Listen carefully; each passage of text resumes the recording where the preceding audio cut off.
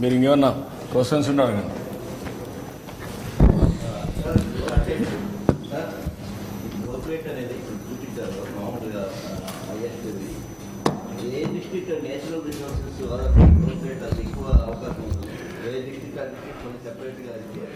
అది కూడా తయారు చేస్తున్న అప్ టు విలేజ్ వరకు పోతున్నాం. జిల్లా, దెన్ కాన్స్టిట్యున్సీ, మండల్, విలేజ్, దీని వరకు వెళ్తున్నాం. ఎక్కడైతే పర్ క్యాపిటా జిఎస్టిపి తక్కువ ఉందో, పర్ క్యాపిటా తక్కువ ఉందో దాని మీద శ్రద్ధ పెడుతున్నాం. ఎట్లయితే నేను P4 తీసుకొచ్చానో సేమ్ థింగ్ బ్యాక్వర్డ్ ఏరియాస్ కొన్ని నేచురల్గా ఉన్నాయి. విశాఖపట్నం ఎక్కువ తలసరి ఆదాయం వస్తుంది, గ్రోత్ కూడా ఉంటుంది. Number 1. Tirupati is one more district, it is emerging as a giant in ఫ్యూచర్లో. Tirupati because Krishnapatnam port, airport and industrialisation, city ఇవన్నీ వల్ల అది కూడా ఎమర్జ్ అవుతుంది. రాయలసీమ కూడా రాబోయే రోజుల్లో Rayalaseema will emerge. Horticulture 21% grow అయ్యి అగ్రికల్చర్ 2-3% గ్రో అయ్యింది అనుకోండి. Konaseema will have a disadvantage compare to Anantapur or Hindupur or Kadapa. That scenario we're going to face it. అప్పుడు ఇక్కడ ఏం చేయాలి కూడా ఆలోచించుకోవాలి. నిన్నటి వరకు రాయలసీమలో మాకు బ్యాక్వర్డ్ అని చెప్పి మాట్లాడి ఇప్పుడు రాబోయే రోజుల్లో, ఇప్పుడు ఉదాహరణకు మీరు చూస్తే మొన్నటి వరకు west Godavari delta was very rich, Bhimavaram ఆ ఏరియా. చింతలపూడి ఏరియా అంతా వెరీ పూర్. ఇప్పుడు రివర్స్ అయింది. పామ్ ఆయిల్ ఇక్కడ వచ్చింది. పామ్ ఆయిల్ 1,50,000, 2 లక్షల ఆదాయం వస్తుంది. Can you imagine? That is the economy is changing.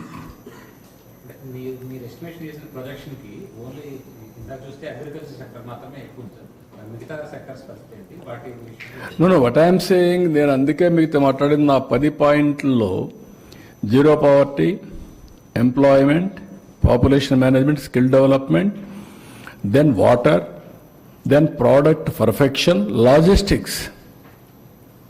I have taken up why logistics, industrialization, product perfection, industrialization, deep technology in all walks of life, Swachh Andhra Pradesh. ఇవన్నీ ఎందుకు తీసుకున్నానంటే అవి focus చేస్తే తప్ప service sector పెరుగుతుంది. Tourism is 20% growth rate పెట్టుకున్నాను. ఇప్పుడుండే రూములు ఏమాత్రం చాలు, కనీసం ఒక 50,000 రూములకు టార్గెట్ పెట్టుకున్నాం. 100 రూములు వేసుకుంటే ఆవరేజ్న 500 హోటల్ రావాలి ఆంధ్రాలో. అందుకే నేను ఇండస్ట్రియల్ స్టేటస్ ఇచ్చేదానికి. So this is where I'm visualising all these things. Agriculture ఎందుకు గ్రో అయిందంటే అది కూడా మీరు గుర్తుపెట్టుకోవాలి. మనం ఎప్పుడైతే హార్టికల్చర్, అక్వాకల్చర్కి వెళ్ళామో, డైరీకి వెళ్ళామో, ఆ 3 పికప్ అయ్యాయి. అగ్రికల్చర్ స్టాగ్నేషన్ వచ్చింది, కొంత ప్రాబ్లమ్స్ ఉన్నాయి. అందుకే మీరు ఎక్కడ చూసినా 1/3 భూమిలో హార్టికల్చర్ ఉంటే horticulture GSTP is more than agriculture 2/3.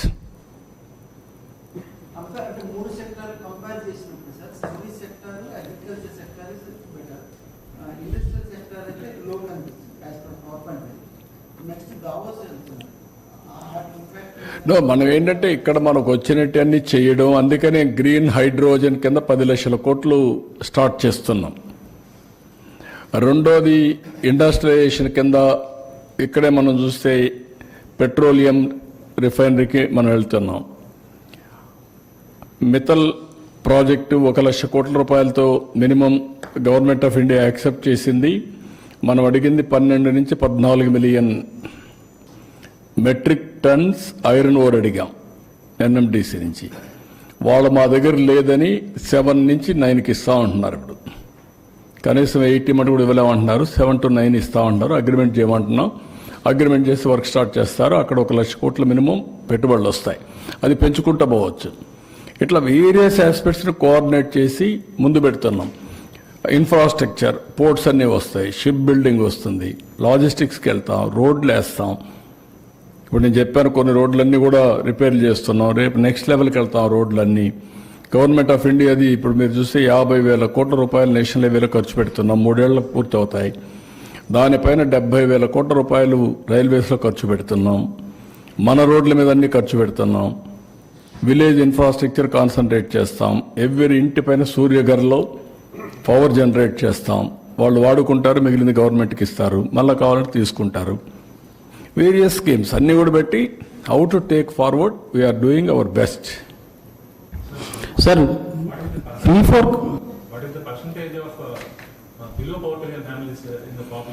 మన వాళ్ళ లెక్క ప్రకారం అంటే 2 ఉన్నాయి ఇక్కడ. రిలేటివ్లీ 12 లక్షల కుటుంబాలు బీపీఎల్ని అన్నిటికంటే లోయెస్ట్ ఉండేదని. ఫస్ట్ 12 లక్షల ఫ్యామిలీస్ని ఐడెంటిఫై చేయమన్నాను. P4 పాలసీ మార్చి నుంచి స్టార్ట్ చేద్దామని, ఉగాదికి తెలుగు న్యూ ఇయర్ డేకి I want to start it. Adoption అవన్నీ చేసి అక్కడి నుంచి నేను టాప్ 15% ఆర్ 10%, లోయెస్ట్ 15-20% కంటిన్యూగా హ్యాండ్ హోల్డింగ్ చేయాలి. ఆర్థిక అసమానతలు తగ్గించుకుంటూ రావాలంటే కిందవాడి పైకి రావాలి, పైవాడిని కిందికి లాగితే ఫలితం ఉండదు, దెబ్బతింటాం. అది చేయం. Sky is the limit, let them grow. కింది వాడికి వాడు సంపాదించిన డబ్బులో వాడికి కూడా సోషల్ రెస్పాన్సిబిలిటీ కింద పెడుతున్నా. It is your responsibility. Society వల్ల పైకి వచ్చావు, pay back, give back. That is my concept. No, we are having some rough estimates. అందుకే 2 స్క్వేర్ మీల్ కూడా ఇవ్వలేని వాళ్ళ కోసం ఇప్పుడు అన్నా క్యాంటీన్ పెట్టాం, 4,000 రూపాయలు ఇచ్చాం, 6,000 రూపాయలు ఇస్తున్నాం. ఇంట్లో ఒకరికి 60 లక్షల మంది అంటే మీరు చెప్పిన వాళ్ళందరూ దాంట్లో వచ్చేసారు. మినిమం సపోర్టింగ్ స్కీమ్స్ అన్ని ఇస్తున్నాం, అందరికీ ఇస్తున్నాం. దాన్ని ఇప్పుడు నేనేం పెట్టుకున్నాను, ఫస్ట్ ఫేజ్ 1 ప్రతి ఇంటికి ఇల్లు ఉండాలా, ఇంటి జాగా ఉండాలా, టాయిలెట్ ఉండాలా, గ్యాస్ ఇవ్వాలా, 3 సిలిండర్లు ఉచితంగా ఇస్తాం. గ్యాస్ కూడా pipe line gas PNG is better than LPG. నేను పిఎన్జి పోతున్నా. ఇప్పుడు పిఎన్జి 3 గ్యాస్ ఎంత వస్తే అంత డబ్బులు వాళ్ళకే ఇస్తా, 15-20% తగ్గుతుంది. పైప్ లైన్లో ఎప్పుడు కావాలంటే అప్పుడు వాడుకుంటాడు పిఎన్జి అయితే. ఇంకా గ్యాస్కు బుక్ చేసుకునే పని లేదు, కరెంట్ వారికి వాడుకుంటాడు. తర్వాత మీకు అక్కడికి వచ్చినప్పుడు పవర్ ఇస్తా, tap water, every home tap water ఇస్తాం. ఇప్పుడు దీంతో మీకు ఏమైంది, ఆల్మోస్ట్ ఆల్ ఎవ్రీథింగ్ ఒక వ్యక్తికి కావాల్సిన అవసరాలన్నీ ప్రొవైడ్ చేస్తాం. ఆ village habitation, beautiful cement road, drainage, street lights, waste నుంచి ఏదైతే గార్బేజ్ చేయడం కోసం చెత్త కలెక్షన్ ఇంట్లో నుంచి దాన్ని గార్బేజ్ తీసుకుపోయి కాంపోస్ట్ చేయడం, మళ్ళా పొలాలకు ఉపయోగించడం. ప్రతి ఒక్క ఊరిని పరిశుభ్రమైన village. Then natural farming. Natural ఫార్మింగ్లో పండిన పంట నీ ఆరోగ్యానికి చాలా భరోసా. నువ్వు హాస్పిటల్ పోయి తగ్గుతుంది, మీనింగ్ఫుల్ లైఫ్ ఉంటుంది.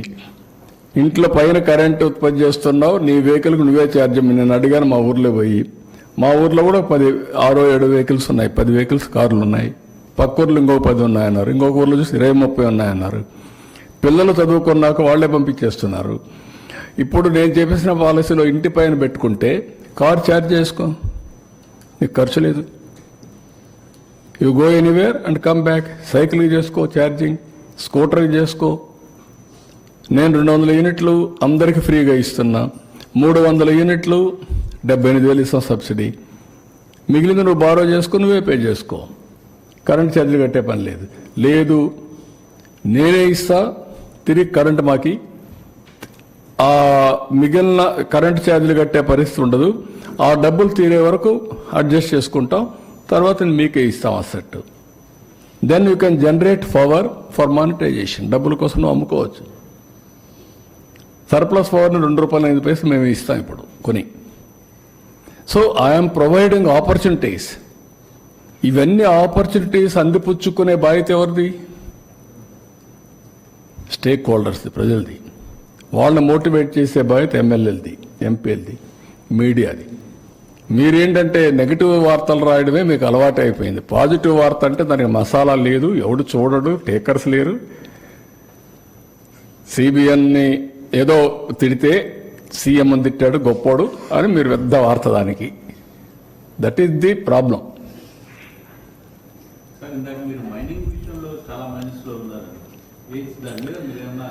చూస్తున్నా, ఇప్పుడు కూడా ఒక మీటింగ్ ఉంది ఈరోజు, ఇది కూడా ఒక మీటింగ్ ఉంది, దాని మీద కసరత్తు చేస్తున్నా. లాస్ట్ ఇయర్ ఇంకా మొత్తం అస్తవ్యస్తం చేశారు, అవన్నీ కూడా కసరత్తు చేసి విల్ స్టీమ్ లైన్.